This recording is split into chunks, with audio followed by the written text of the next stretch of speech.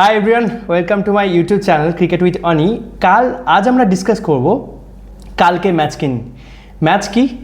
SRH versus RCB, তাই তো? তো সব থেকে আগে আমি বলি, আরসিবি কি জিতবে রাহুল? তোমার কি মনে হচ্ছে? লাস্ট ইয়ারের পারফরমেন্স দেখার পরে এই বছর তো মনে হচ্ছে ডেফিনেটলি আরসিবি জিতবে। আরসিবির একটা সবচেয়ে বড় শক্তিশালী ব্যাপারটা কি বলো তো ভাই? ওর না ব্যালেন্স টিম। ডেফিনেটলি আগের বছরও ব্যালেন্স টিম, এই বছর মনে হচ্ছে কিছু চেঞ্জ করার দরকার ছিল না। কিছু দরকার নেই, but injury replacement like Hazlewood just ইন্ডিয়াতে অ্যারাইভ করেছে। এক্স্যাক্টলি। তো ব্যাঙ্গালোরে এসেছেই জাস্ট দুদিন হলো, ইনজুরি রিপ্লেসমেন্ট থেকে এসছে, বহুত দিন ধরে ইনজুরিতে উনি চলছিল। তো এখন জাস্ট এসছে ফার্স্ট ম্যাচ, আশা করি হেজেলউডকে খেলাবে না, ওকে রেস্ট দেবে। সো হেজেলউডের ব্যাকআপে কে আছে? নুয়ান তুষারা এনওসি পায়নি এখনো, একদম আসেনি। ওর ব্যাকআপে একমাত্র Jacob Duffy, like to like replacement না হলেও Jacob Duffy is a good বলার, ডিসেন্ট বলার। বাট হেজেলউড একটা আলাদা রকমের কোড নিয়ে আসে বোলিংয়ে। সো হেজেলউডের সাথে কম্পারিজনে কেউ আসবে না আরসিবি বোলিংয়ে যারা আছে। But Jacob Duffy is good, চালিয়ে নেওয়া যাবে জেকব ডাফিকে দিয়ে। সো বোলিংটা একটু উইক হলেও ব্যাটিং টপ অর্ডার থেকে ফিনিশার অবধি আরসিবি ফুল ফিল্ড। এক্স্যাক্টলি। আচ্ছা, আমি একটা জিনিস বলতে, এসআরএইচেরও কিন্তু ব্যাটিং কিন্তু দুর্ধর্ষ। ডেফিনেটলি কত বছর, লাস্ট 2-3 বছর ধরে এসআরএইচ যে ব্যাটিংয়ে করেছে, মানে টি20কে একটা টপ লেভেল কন্টেন্টে নিয়ে চলে গেছে। এক্স্যাক্টলি।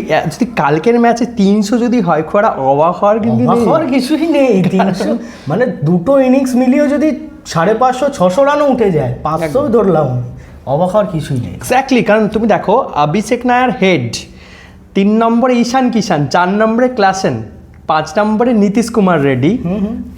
আর আরসিবির আমরা যদি দেখি, Virat Kohli with salt, and 3 নম্বরে ভেঙ্কটেশ আয়ার, 4 নম্বরে Rajat Patidar captain, right? And 5 নম্বরে জিতেশ শর্মা, 6 নম্বরে টিম ডেভিড, 7 নম্বরে রোমারিও শেফার্ড, ক্যারিবিয়ান রাইনো, আর 8 নম্বরে কুনাল পান্ডে। কুনাল পান্ডে কিন্তু যথেষ্ট decent, definitely decent bowling plus batting. Okay যদি টপ অর্ডার ব্যাটিংয়েও নিয়ে যাওয়া যায়, হয়তো ব্যাটিংয়ে কোনো কোল্যাপস করলো, দেন ওকে টপ অর্ডারে নিয়ে গিয়েও খেলানো যাবে, তো ডিসেন্ট ব্যাটার একদম। আর তুমি দেখবে ওর কুনাল পান্ডে ভীষণ, আমার মনে হয় আন্ডার রেটেড একটা বোলার, রাইট? তুমি দেখবে ভীষণ আন্ডার রেটেড। কেন? যে কুনাল পান্ডিয়া কিন্তু বরাবরই খুব ভালো পারফরমেন্স করে এসছে আমার মনে হয়, জানো তো? কারণ ইকোনমি তুমি বলো, কোনো ব্যাটিং যখন ডিজাস্টার হয় আরসিবি, তখন কিন্তু কুনাল পান্ডিয়া কোথাও না কোথাও বাঁচিয়ে দেয়, রাইট? এক্স্যাক্টলি। তো আর একটা প্লেয়ার আছে যেটা খুব, মঙ্গেশ যাদব। হ্যাঁ, Mangesh Yadav, I mean left arm fast, mid fast bowler, plus ফিনিশিংয়ে এসে 2-3টে ছক্কা তো মেরিয়ে দেবে। এক্স্যাক্টলি। তো পাওয়ার হিটার, দুর্দান্ত খেলা হতে চলেছে ইভেন এসআরএইচ অ্যান্ড আরসিবি। কিন্তু এটা ভুললে হবে না যে গত বছর আরসিবিতে ছিল লিয়াম লিভিংস্টন, এসআরএইচে লিয়াম লিভিংস্টন ভীষণ ব্যালেন্স ইভেন, রাইট? তো আমি দেখতে চাই এটা যে 4 নম্বরে আমরা রাখলাম হচ্ছে ক্লাসেন, 5 নম্বরে নীতিশ কুমার রেড্ডি, 6 নম্বরে লিভিংস্টন। 6 নম্বরে লিভিংস্টন একটু অনেকটাই নিচে হয়ে যাচ্ছে, ওকে একটু সময় দিতে হয়। লিভিংস্টনের যেটা খেলা, ও একটু প্রথম 10-15 বল সময় নিল, দেন ও পাওয়ার হিটার, তখন যাও খেলবে, পুরো খেলাটাকেও সিঙ্গেল হ্যান্ডেডলি নিয়ে চলে যেতে পারে। লম্বা 6, ব্যাঙ্গালোরের মাঠ, ভি পজিশন, মিড অন, ছোট, কোনো মানে অসুবিধাই হবে না 6 মারতে, জাস্ট লাগবে দেন 6। এক্স্যাক্টলি। বাট আমার মনে হয় না আরসিবির তাও বোলিংটা একটু স্ট্রং, হ্যাঁ বলতে গেলে এসআরএইচের তুলনায় বোলিংটা স্ট্রং। কারণ জেকব ডাফি, ভুবনেশ্বর কুমার ফার্স্টের দিকে তো সুইং করাবে উইথ মঙ্গেশ যাদব, প্লাস ভেঙ্কটেশ আয়ার যদি টিমে থাকে প্লেইং 11-এ, দেন ও মিড ফার্স্ট বোলার, ও তো থাকবেই। কারণ আরসিবির আগের বছরে টার্গেট ছিল কিন্তু ভেঙ্কটেশ আয়ার, যে আজকে 22 কোটি অবধি কিন্তু গেছিল, আরসিবি গেছিল। কলকাতা সেই মানে আই মিন একটা ব্রেনলেস ডিসিশন যে ওকে 27 কোটি টাকা দিয়ে কেনা, মানে আই মিন কোনো মানেই হয় না। শ্রেয়াস আয়ারকে ছেড়ে ওকে 22 কোটি টাকা দিয়ে কেনা, 22 কোটি বা 23 কোটি টাকা সামথিং এর কোনো মানেই হয় না। যাই হোক, তো আমার মনে হয় কিন্তু এসআরএইচের বোলিং কিন্তু একদম ভালো না। জাস্ট হর্ষল প্যাটেল আছে অফ ফর্ম, না ইন্ডিয়া খেলছে না ডোমেস্টিকে সেরকম পারফরমেন্স দেখছি। হর্ষল প্যাটেল ভালো বলার, স্লো ওভার পিচে ভালো বোলিং করতে পারে, বাট হর্ষল প্যাটেল এখনকার সময় ফর্মে নেই। আর আরসিবি যে চিন্নাস্বামী স্টেডিয়াম, ওটা বোলিংয়ের জন্যও না।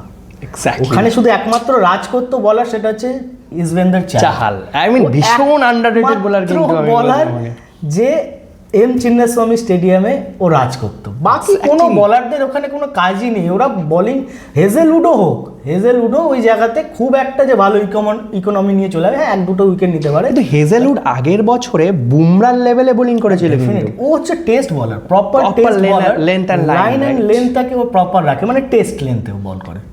ওই জায়গাতে টি20তে হিট করা প্রবলেম। এক্স্যাক্টলি। তো আমরা একটু হায়দ্রাবাদের বোলিংটা নিয়ে একটু বলি, কারণ বোলিংটা ভীষণ উইক লাগছে এবার। বরাবরই আমি দেখেছি প্যাট কামিংস আমি খুব একটা ভালো টি20-র বোলার বলতে পারবো না। নিজেও তো ইনজুরি হয়ে এসেছে, এতদিন ধরে ইনজুরিতে ছিল। এক্স্যাক্টলি।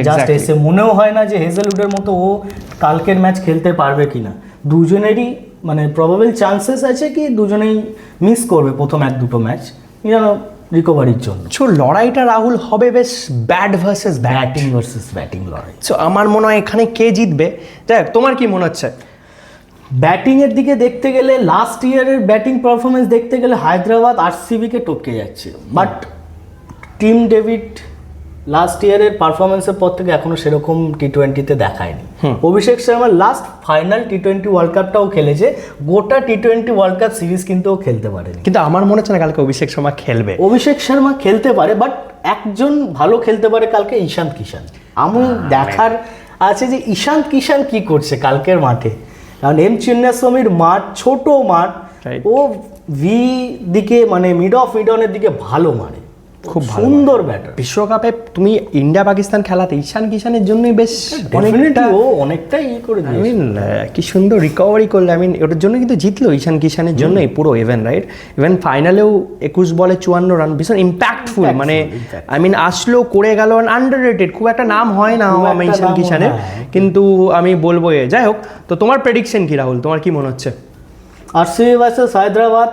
আমার প্রেডিকশন ডেফিনেটলি আমি আরসিবি ফ্যান, বাট তাও সব দিক থেকে ওভারঅল যদি আমি একটা টিম ম্যানেজ করি, আরসিবি হায়দ্রাবাদের থেকে ওপরে আসে।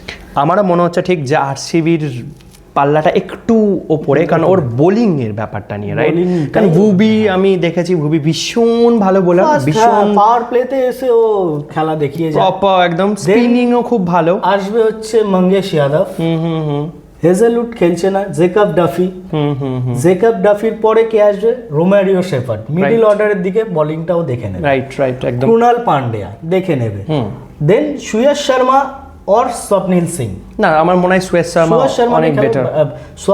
स्वप्निल सिंह কিন্তু ভালো বলার, সুয়েশ শর্মার থেকেও ভালো বলার Swapnil Singh, but Suyash Sharma young player, okay chances বেশি দেবে, ওর ক্যাপাবিলিটি বেশি আছে, রাইট? বোলিং অনেকটাই মানে আলাদা রকম ভাবে করতে পারে সুয়েশ শর্মা स्वप्निल सिंह এর থেকে। বাট হ্যাঁ स्वप्निल सिंह লাইক ব্যাটিং ভালো করে, কিন্তু स्वप्निल सिंह ব্যাটিংটা ভালো করে, খুব ভালো করে। যেহেতু প্রপার একটা স্পিন বলারের দরকার, আরসিবি যেরকম চাহাল ছিল, সেই জন্য সুয়েশ শর্মাকে ওরা প্রপার অ্যাজ আ বলারই ওকে খেলায়, রাইট?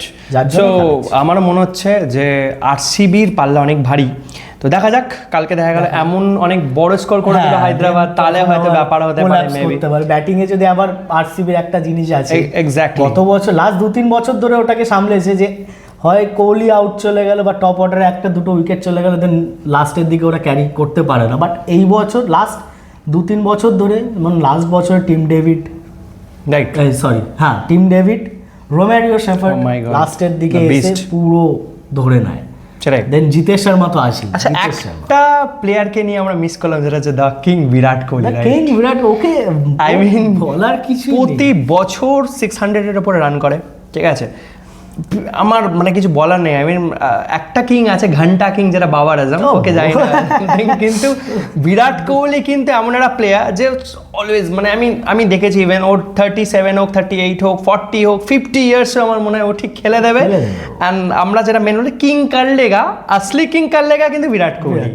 তো যাই হোক, তো কালকেও বিরাট কোহলির উপর, কারণ বিরাট কোহলি প্র্যাকটিস ম্যাচে কিন্তু ভালো খেলেছে, ভালো পারফরম্যান্স। ও এবার আইপিএল খেলতে এসে as a T20 batsman, fresh আছে। টি20 ইন্টারন্যাশনাল থেকে রিটায়ার্ড, টেস্ট ম্যাচ থেকে রিটায়ার্ড, সব জায়গা থেকে রিটায়ার্ড, ওডিআইও যেরকম ও খেলছে, মানে গিয়ার আপ দিয়ে খেলছে ও টি20-র মতোই। এখন আইপিএল এসে ফ্রেশ মাইন্ড নিয়ে প্র্যাকটিস ম্যাচ যেগুলো খেলেছে হয়তো ছোট ছোট স্কোর করেছে, বাট স্ট্রাইক রেট 200-র উপরে। একদম। দেখ আপনারা থাকবেন পাশে। আইপিএলের এই খেলাটা আমাদের উৎসবের মতো, ঠিক ক্রিকেটটা আমাদের উৎসবের মতো, তো আমরা প্রিভিউ করব, আমরা পোস্ট ম্যাচ করব, তো পাশে থাকবেন, সাবস্ক্রাইব করুন, আমাদেরকে সাহায্য করুন, আমরা যেন যেটা স্বপ্ন নিয়ে এগিয়েছি সেই স্বপ্ন যেন পূরণ হয়। থ্যাংক ইউ, আপনাদেরকে যেন এন্টারটেইন করতে পারি। একদম।